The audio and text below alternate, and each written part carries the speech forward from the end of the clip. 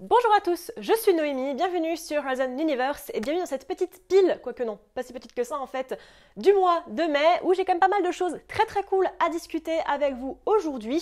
J'espère que cette vidéo vous plaira, voilà. D'ailleurs, j'en profite pour le dire maintenant, parce que j'en ai jamais parlé je crois sur aucune des piles au début comme ça. J'ai mis en place sur Tipeee une contribution où vous pouvez donner 10 €, ce qui vous permettra de me faire lire un livre, SF bien sûr, ou fantasy de votre choix et je serai, voilà, forcée d'en parler dans la pile prochaine. Donc voilà, ça vous donne envie de me faire lire un livre, peut-être que vous m'avez demandé plusieurs fois et que j'ai pas encore fait, parce que j'ai pas encore eu le temps, peu importe. Ben voilà, n'hésitez pas à aller voir ça si vous en avez envie. Et on va commencer tout de suite avec la pile du mois de mai, du coup. Et on attaque avec Starship Troopers, qui s'appelle Étoile garde à vous en français, et j'en avais aucune idée, de Robert A. Heinlein, sorti en 1959. Juan Johnny Rico s'engage dans l'infanterie le jour de ses 18 ans et nous suivons tout au long du livre, écrit à la première personne, son entraînement au camp Curie, se préparant à la guerre contre les arachnides, qui éclate peu après avoir obtenu son diplôme. Du coup, je l'ai lu pour préparer mon versus avec le film de Verhoeven et j'arrive vraiment pas à croire que quiconque ayant lu le livre puisse le traiter de livre pro-fasciste. Voilà, je crois vraiment que les gens qui le disent ne l'ont jamais lu. C'est certes pro-militaire, ça expose une société très républicaine, mais en aucun cas les idées exposées ici ne sont fascistes. Enfin bref, là c'est pas le sujet, mais il fallait que ça sorte quand même. En dehors de ça, j'ai trouvé le livre plutôt bien foutu, un des papas de la SF militaire, avec des idées très cool qu'on retrouve infusées un peu partout dans la pop culture depuis, notamment l'armure de combat, un personnage au début un peu tête à claque, mais dont les réflexions deviennent peu à peu très engageantes et intéressantes. Au final, j'en sors plutôt très agréablement surprise, et en règle générale, c'est plutôt mon cas avec les livres de Heinlein, je suis plutôt fan de ses écrits en règle générale. Et on continue avec du Brandon Sanderson, la deuxième partie du deuxième livre, le livre des radieux Words of Radiance, sorti en 2014. Bon, vu qu'on est au livre genre 3 ou 4 selon les éditions, je parlerai pas plus du scénario pour pas vous spoiler si vous ne l'avez pas lu et si vous avez envie de le lire. Sachez simplement que le livre reprend directement après la partie 1, comme d'habitude, et on suit toujours à peu près les mêmes personnages dans les mêmes lieux, à ceci près que le passé de Shallan est beaucoup plus exposé ici, ce qui la rend du coup beaucoup moins crédible à mes yeux, genre comment t'as ce passé-là et tu deviens ça à la fin. Je sais que le trauma ça change les gens, mais à ce point je suis pas sûre.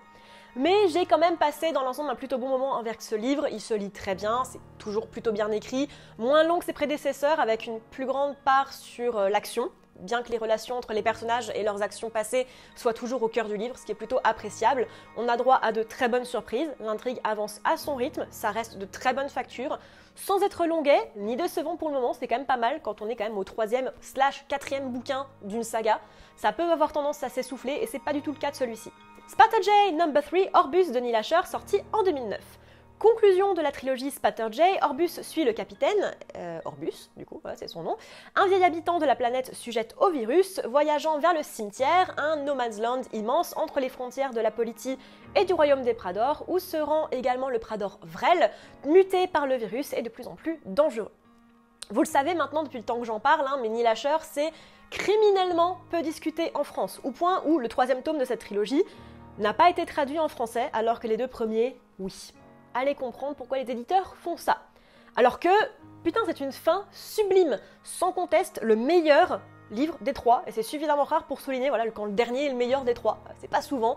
Il offre une conclusion haute en couleurs, nerveuse, toujours superbement équilibrée entre l'action et l'introspection. Bref, c'est du très grand space opéra, toujours, et je peux que vous dire de foncer vers son écriture et vers son œuvre. Si jamais vous ne connaissez pas, si vous savez lire anglais, foncez. Poseidon's Children No. 2 on the Steel Breeze, sous le vent d'acier d'Alastair Reynolds, sorti en 2015. Une personne, 3 corps et 3 chemins différents. Chiku Yellow reste sur Terre, tandis que Chiku Red part à la recherche de son arrière-grand-mère Eunice Akinia, et que Chiku Green voyage à travers le cosmos pour la planète Crucible, une nouvelle maison pour l'humanité où se trouve un labyrinthe étrange et alien. Et j'avais beaucoup aimé le premier tome, j'en ai parlé il n'y a pas si longtemps que ça, et ce deuxième ne fait que valider la grandeur et la dimension de cette trilogie pour moi. C'est tout en douceur, malgré des thèmes parfois forts et violents, des personnages très bien écrits avec autant d'action que de moments plus posés, et des thématiques et une ligne directrice, on va dire, dans la série, hyper intéressante à suivre. Je suis complètement rentrée dedans et j'ai vraiment hâte de lire la suite. Le dernier me regarde, il est là-bas, et j'ai vraiment hâte parce que pour moi c'est une très grande réussite. Et c'est aussi très différent du reste de ses écrits, je trouve, donc c'est plutôt cool. Elder Race de Adrian Tchaikovsky, sorti en 2021, qui sera traduit par Le Bélial et qui sortira en fin d'année, il me semble. L'inès est la 4e fille de la reine et n'a pas vraiment trouvé sa place. Un démon terrorise ses contrées et elle décide d'aller réveiller l'Ancien, un sorcier puissant endormi dans une forteresse qui avait aidé son peuple du temps de son arrière-grand-mère. Cependant, Nyr, l'Ancien, n'est pas un sorcier et ne peut pas interférer normalement. Et pourquoi est-ce que ce livre est si court? Genre, j'en veux tellement plus!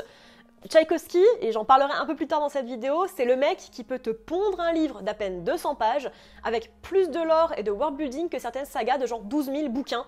Juste, comme toujours, un pur bonheur que ce bouquin, notamment pour l'alternance entre les passages de l'inès et ceux de Nyr, qui montrent vraiment leur différence de perception du monde, c'est leur difficulté à communiquer efficacement, le fossé qui les sépare, c'est juste un livre magnifique à lire d'urgence et voilà, c'est très cool qu'il soit bientôt traduit parce que vraiment ce bouquin-là, comme la totalité des œuvres de Tchaïkovsky, faut pas passer à côté, c'est juste génial. Le Pratchett du mois, Discworld numéro 18, Mascarade en français de Terry Pratchett, donc sorti en 1995, une très très grande année.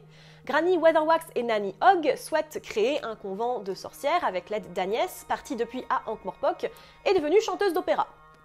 Pourquoi pas? Qui semble hanté par un fantôme, de base pacifique et maintenant meurtrier. Rien de plus à dire, j'adore toujours autant Pratchett et ses délires, ses personnages sont vivants, colorés, fun à suivre, et j'ai beaucoup aimé les réécritures du fantôme de l'opéra. J'aime bien en règle générale quand il réécrit d'autres thèmes et d'autres œuvres. C'est une réussite, rien à dire de plus. Le Déchronologue, Stéphane Beauverger, sorti en 2009. Se déroulant au XVIIe siècle, le livre suit le capitaine du Déchronologue, Henri Villon, et son équipage de pirates dans une Uchronie où la mer des Caraïbes est secouée par des cataclysmes. Le livre suit une trame non linéaire, alternant entre différentes années. Quand je dis que je n'aime pas la SF française, c'est un fait, je n'aime pas ça. Et voici l'exception qui confirme la règle, parce que quelle claque j'ai pu me prendre avec ce livre! Si c'est en effet assez compliqué de suivre les différentes temporalités au début, on s'y fait assez rapidement, tant on est complètement happé par l'histoire. J'ai adoré son écriture, j'ai adoré son personnage, j'ai juste totalement été prise par le délire. Très différente de mes lectures habituelles, mais très enrichissante, et je ne regrette pas d'être sortie de ma zone de confort pour une fois. Frontlines No. 2, Lines of Departure de Marco Kloss, sorti en 2014, et très étonnamment pas traduite. Bizarre. Suite directe du premier livre, nous retrouvons Andrew, ayant prolongé son contrat dans l'armée suite à la découverte des Lankies, des aliens géants et surpuissants, contre lesquels l'humanité se retrouve en compétition sur certaines de ses colonies planétaires. Autant le premier était l'enfant illégitime de Allmanswar et de Starship Troopers, autant celui-ci trouve enfin sa propre voie, en développant bien plus son propos et son worldbuilding. Une grande partie du livre est dédiée à l'aspect socio-économique de la vie sur Terre, et la guerre contre les Lankies a enfin un peu plus d'originalité, dans leur côté très kaiju, quasi indestructible, ce qu'on voit très rarement dans ce genre de bouquin. Donc plutôt sympathique, j'ai bien accroché et j'ai plutôt hâte de lire la suite. The God Engines, Deus Ex Machina en français de John Scalzi, sorti en 2009 également. Beaucoup de bouquins qui sont sortis en 2009, dis donc. Le capitaine Ian Tef, ou Tefé, fervent croyant, est dépêché par l'évêque pour une mission secrète et dangereuse qui testera sa foi, son vaisseau, ses hommes et son dieu. Waouh! Intense, celui-là. Et honnêtement, je ne m'attendais pas du tout à ce genre de bouquin de la part de Scalzi, dont j'apprécie beaucoup le travail, mais qui a tendance à insuffler pas mal d'humour et de second degré dans son œuvre, même pour des thématiques un peu compliquées. Je sortirai bientôt une vidéo sur Allmanswar pour que vous puissiez voir de quoi je parle. Et bah pas là, hein, clairement. Attention, c'est positif, c'est très court, ça fait genre 70 pages, c'est très rythmé, plein de retournements hyper intéressants. Je me suis vraiment prise au jeu, un livre original, intéressant, qui interroge et reste en tête. Mais beaucoup trop court encore une fois. Ça mérite vraiment, mais ça pourrait en faire une trilogie entière tellement c'était intéressant. Permanence de Karl Schroeder, sorti en 2002. Roux Cassels vit sur Allemagne, à noter que c'est également l'écriture en VO, ce qui est marrant, une station de minage et fuit car maltraitée par son frère. Sur le chemin vers sa nouvelle vie, à bord d'une capsule volée, elle tombe sur un objet jamais découvert, le clame financièrement, pensant être un petit astéroïde qu'elle pourra miner. Et qui se trouve en fait être un vaisseau abandonné, une nouvelle qui fait grand bruit. Et comment un livre peut à ce point mélanger le bon, voire même le très bon, voire même l'excellent, et le médiocre, voire même le très très très mauvais. Genre vraiment, j'ai vérifié peut-être 4 ou 5 fois si le livre n'était pas estampillé Young Adult, littérature jeunesse, histoire que ça m'indique le pourquoi des facilités scénaristiques grosses comme mon pif, mais non. Donc, le très bon d'abord, toutes les discussions sur les aliens, la xénobiologie, la religion bouddhiste du futur qu'est le néo-shinto, avec le concept des kami, c'est d'excellentes idées de SF, superbement bien exposées, tout comme les systèmes économiques et politiques dépeints, genre les cyclers, l'abandon progressif de monde qui ne rapporte pas assez, etc. etc. Il y a un très très bon world building, de très très bonnes discussions là-dessus, et ça là-dessus j'ai rien à redire, c'était excellent. Mais le très mauvais est vraiment très mauvais aussi. Hein. Roux s'échappe du joug de son frère, ok. Elle débarque sur le système le plus proche, où elle est immédiatement contactée par sa super riche famille dont on n'a jamais entendu parler, ok. Qu'il abandonne le semi-moment où en fait elle pourra pas leur apporter plus de sous, ok. Sauf que le cousin paria, mais toujours méga super riche, qui pourra bien sûr sponsoriser le moindre de ses conneries, il vient quand même l'aider. C'est vraiment très très gros quoi, c'est vraiment ficelé de bout en bout pour que l'histoire puisse avancer. Et ça vous montre un des plus gros problèmes de ce bouquin, les enchaînements d'événements et les liens entre les personnages font forcer, trop rapide, il n'y a juste aucun poids, tout est trop facile en fait. Il n'y a pas de problématique, les résolutions arrivent au moment où le problème arrive aussi. Voilà, non, 2 lignes plus tard, c'est résolu. On ne peut pas croire une seule seconde au délire, c'est vraiment dommage parce que vraiment il y a un world building de dingue. Et je suis vraiment restée sur ma faim avec ce bouquin, ça aurait pu être une vraie réussite. Et puis au final, c'est un des plus gros gâchis que j'ai pu lire récemment quoi. The Horus Heresy, Horus Rising, l'ascension d'Horus de Dan Abnett, sorti en 2006. Se déroulant 10 000 ans avant les événements principaux de Warhammer 40k, le livre suit la Grande Croisade sous le commandement d'Horus alors que l'empereur est reparti sur Terre et comment la guerre civile et le conflit entre Horus et l'empereur a débuté. Moi qui voulais me remettre à l'univers Warhammer, grâce à vous sur Twitter et sur Twitch, j'ai eu pas mal de bouquins donc merci à vous, et développé mon appétence sur le backstory du monde, je n'ai pas été déçue du tout. Quel bouquin! J'ai juste été époustouflée par l'écriture d'Abnett, sa capacité à développer ses personnages, ses scènes d'action tout en mesure, son développement du lore sans jamais perdre le lecteur.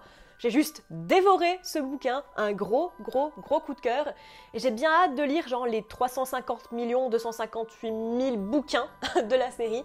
Vraiment j'ai hâte parce que c'était un excellent début pour moi. The Final Architecture, Lord of Uncreation de Adrian Tchaikovsky, sorti en 2003, il est sorti il y a genre 2 ou 3 semaines, donc c'est très récent.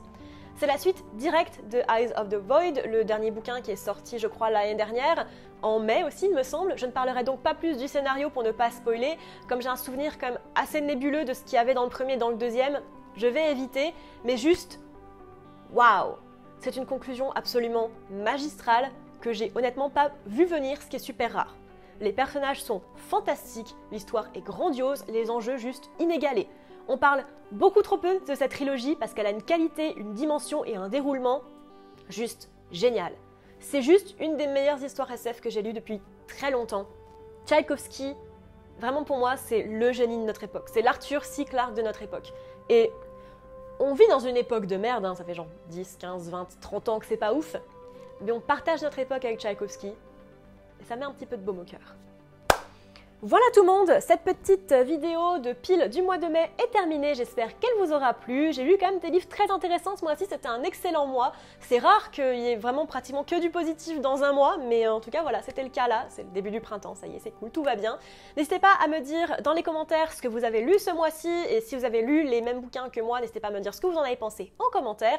N'hésitez pas à me suivre sur les différents réseaux sociaux, TikTok, Goodreads, Twitter, Instagram et Twitch où je stream 2 fois par semaine. Voilà, c'est des petits streams tranquilles où on discute, tout ça. Je stream pas de jeux vidéo, tout ça. C'est juste de la discussion, posée, tout ça tranquille. Donc si ça vous tente, n'hésitez pas à venir nous faire un petit coucou.